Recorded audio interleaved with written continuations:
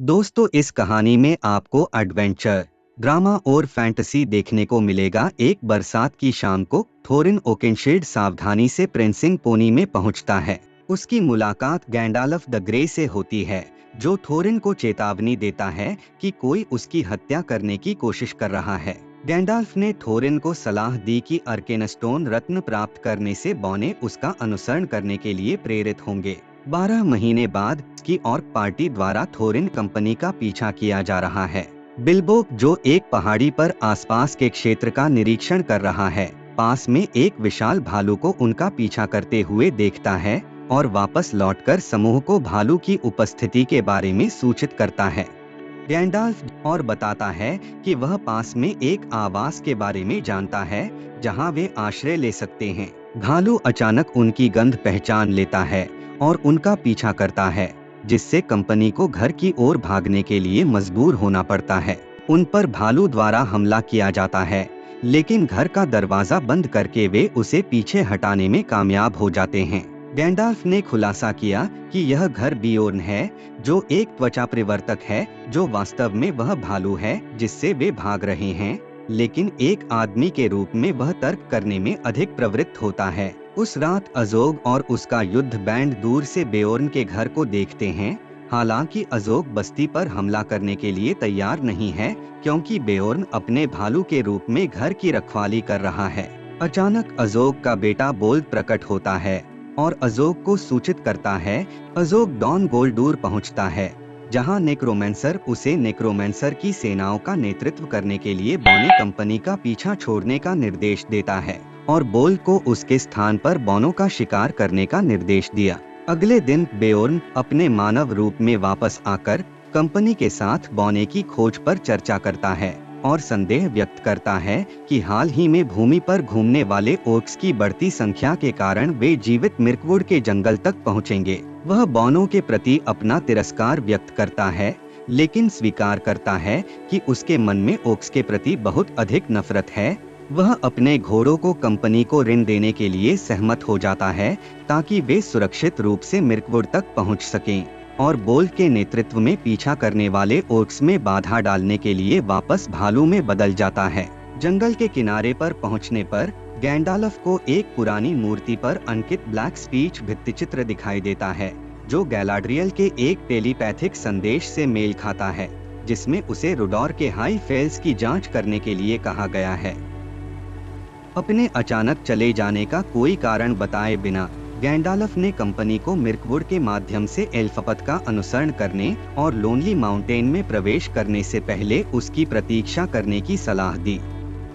बॉने भूल भुलिया के जंगल में अपना रास्ता बनाते हैं, सूरज की रोशनी देखे बिना या जंगल के दूसरी तरफ पहुंचने का कोई संकेत दिए बिना कई दिनों तक यात्रा करते हैं और समूह के बीच व्यामोह पैदा होने लगता है। अंततः बॉने एक खाई में पहुंच जाते हैं, जहां रास्ता भटक जाता है। बिल्बो उनका हालचाल जानने के लिए एक पेड़ पर चढ़ जाता है और उसे दूर पर लॉन्ग लेक दिखाई देती है। वह उत्साहपूर्वक अपनी खोज के बारे में अपने साथियों को बताता है, लेकिन उत्तर नहीं मिलता है। नीचे चढ़ते समय वह एक जाल से टकराता है और उससे भी बड़े जाल में गिर जाता है। एक विशाल मकड़ी उसे जाल में बांध देती है। बिल्बो देखता है, एक मकड़ी बिल्बो को उठा लेती है, जो अपनी छोटी तलवार का उपयोग करके कुछ जाल काटता है। बिल्बो तुरंत खुद को आजाद करता है और एक पेड़ के पीछे छिप जाता है। वहां वह अंगूठी पहन लेता है। अब वह महान मकड़ियों को समझता है, जो उत्साहपूर्वक बॉनों को निगलने की योजना बना रही हैं। बिल्बो एक पत्थर फेंकता है, जबकि मकड़ियां ध्वनि की जांच करती हैं। बिल्बो कुछ बॉनों को मुक्त कर देता है। बिल्बो ने अपनी छोटी तलवार का नाम स्टिंग रखा है। मकड़ियां लौट आती हैं और बॉनों से युद्ध करती हैं। बिल्बो अंगूठी गिरा देता है।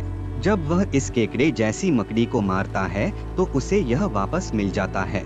इस बीच बॉने विशाल मकड़ियों से लड़ना जारी रखते हैं। अचानक एल्वेन रेंजर्स का एक पूरा दस्ता प्रकट होता है, जो आसानी से बॉने कंपनी से अधिक संख्या में है, और लेगोलस उन्हें बॉनों की खोज करने का आदेश देता है। यह पता चलने पर कि थोरिन के पास एल्विश ब्लेड है, लेगोलस ने उन्हें कैदी के रूप में लेने का आदेश दिया। इस बात से अनजान कि बिल्बो रिंग के सुरक्षात्मक लबादे के तहत उनका पीछा कर रहा है और बिना पहचाने सामने के गेट से मुश्किल से अंदर जाने में कामयाब होता है, जबकि अन्य को कोशिकाओं में रखा जाता है। थोरिन को लेगोलस के पिता राजा थ्रांडुइल के सामने लाया जाता है, जो बताता है कि वह जानता है कि थोरिन लोनली माउंटेन पर क्यों लौटना चाहता है और थॉर्न की मदद करने की पेशकश करता है यदि वह लोनली माउंटेन की कुछ संपत्ति उसके साथ साझा करता है, और थ्रांडुइल को याद दिलाता है बोनो की सहायता के लिए नहीं आए थे। क्रोधित होकर थ्रांडुइल ने थोरिन को दूसरों के साथ काल कोठरी में डाल दिया, जब तक कि वह अपने प्रस्ताव के लिए अधिक सहमत नहीं हो गया। लेकिन थोरिन ने खुलासा किया कि उन्हें पता था कि बिल्बो गुप्त रूप से उनका पीछा कर रहा था, और बिल्बो अचानक प्रकट होता है जिसने वाइन सेलर्स से कोशिकाओं की चाबी चुरा ली है। उन्हें मुक्त करने पर बिल्बो खाली शराब बैरल का उपयोग करके बोनो को भागने में मदद करता है, जो नदी में तैरते हुए भेजे जाते हैं। रास्ते में बोल्ड और उसकी ऑर्क पार्टी द्वारा उन पर घात लगाकर हमला किया जाता है, जबकि एल्वेस बोनो को भागने से रोकने के लिए उनका पीछा करते हैं। आगामी अराजकता में नदी के मार्ग को रोकते हुए पोर्टकुलिस को ऊपर उठाने का प्रयास करते समय किली को जहर वाले मोरगुल तीर से घायल कर दिया गया। ऑर्क के हमले को समाप्त करने के लिए लेगोलस और टॉरियल को बोनो का पीछा रोकने के लिए मजबूर होना पड़ा। भागने में सफल हो गए। एक ऑर्क बंदी को थ्रांडुइल द्वारा कैद किया गया और उससे पूछताछ की गई। जब ऑर्क ने थ्रांडुइल को बताया कि द वन वापस आ गया है, तो उसने तुरंत ऑर्क का सिर काट दिया और आसन्न बुराई से बचाने के लिए राज्य को सील करने का आदेश दिया। इसके बाद कंपनी लॉन्ग लेक के तट पर पहुंचती है, जहां बार्ड उन पर घात लगाकर हमला करता है, जो धनुष और तीर के साथ काफी कौशल दिखाने के बाद उन्हें दूर रखता है। स्थिति शांत हो जाती है जब बालिन ने सही ढंग से अनुमान लगाया कि बार्ड लेकटाउन का एक बार्गमैन है, जिसे एस्कारोथ के नाम से भी जाना जाता है, जहां डेल के वंशजों ने अपना घर बनाया था। मास्टर एक लालची और भ्रष्ट आदमी है जो अपने लोगों के कल्याण के बारे में बहुत कम परवाह करता है और विशेष रूप से बार्ड पर संदेह करता है, जिसे वह अपने शासन के प्रति बढ़ते प्रतिरोध के पीछे का नेता मानता है। बार्ड कंपनी को मछली पकड़ने के बैरल में तस्करी करके लेकटाउन में घुसने में कामयाब हो जाता है। हालांकि मास्टर के सेकंड इन कमांड अल्फ्रेड ने उसे लगभग पकड़ ही लिया था। बार्ड बोनो को अपने घर में चुपचाप ले जाता है। समूह पकड़े जाने से पहले हथियार चुराने का प्रयास करता है और इस प्रक्रिया में पता चलता है कि बार्ड डेल के शासक गिरियन का वंशज है, जो डेल के पतन के दौरान स्मॉग को ब्लैक एरो से मारने का प्रयास करते समय मर गया था। बोनो को मास्टर और शहर के बाकी लोगों के सामने लाया जाता है, जहां थोरिन अपनी पहचान और अपनी कंपनी की खोज का खुलासा करता है और शहरवासियों और मास्टर को आश्वस्त करता है कि अगर उन्हें हथियार और नावें प्रदान की जाती हैं और अनुमति दी जाती है, तो वे पुनः कब्जा किए गए पहाड़ की संपत्ति साझा करेंगे। पहाड़ तक सुरक्षित मार्ग मास्टर तुरंत सहमत हो जाता है और साहसी लोगों को एक भव्य विदाई मिलती है। इस बीच गैंडाल्फ अंतः हाई फेल्स तक पहुंच जाता है। हालांकि जैसे ही वह प्रवेश द्वार पर पहुंचता है, बिल्बो परित्यक्त बौने साम्राज्य में प्रवेश करता है और प्रसिद्ध खजाने, सोने और रत्नों के विशाल महासागर तक पहुंचता है। वह अर्केनस्टोन की व्यर्थ खोज शुरू कर देता है, जिससे अनजाने में एक भूस्खलन होता है, जिससे स्मॉग का पता चलता है, जो पहाड़ के खजाने के नीचे सो रहा है और उसे छुपे रहने के लिए रिंग पहनने के लिए मजबूर होना पड़ता है। जब स्मॉग नींद से जाग जाता है, जब उसे पता चलता है कि कोई उसके साथ कक्ष में है, स्मॉग खजाने के समुद्र से निकलता है और बिल्बो की खोज करना शुरू कर देता है। उसे छिपने से बाहर आने के लिए कहता है, क्योंकि वह उसकी उपस्थिति को महसूस और सूंघ सकता है। तो बिल्बो डर से उबर जाता है और भागने का प्रयास करता है, जिससे स्मॉग सतर्क हो जाता है, जो बदले में हॉबिट को उसके सामने अंगूठी निकालने के लिए मजबूर करती है। तब स्मॉग हॉबिट से अर्केनस्टोन चुराने के उसके असली इरादों को पहचानता है। ओइन, फिली, बोफोर और बार्ड की बेटियों पर बोल की शिकार पार्टी द्वारा हमला किया जाता है। लेगोलस और टॉरियल के आने और उन्हें भगाने से पहले बाद वाले किली की ओर जाने के लिए पीछे रह गए।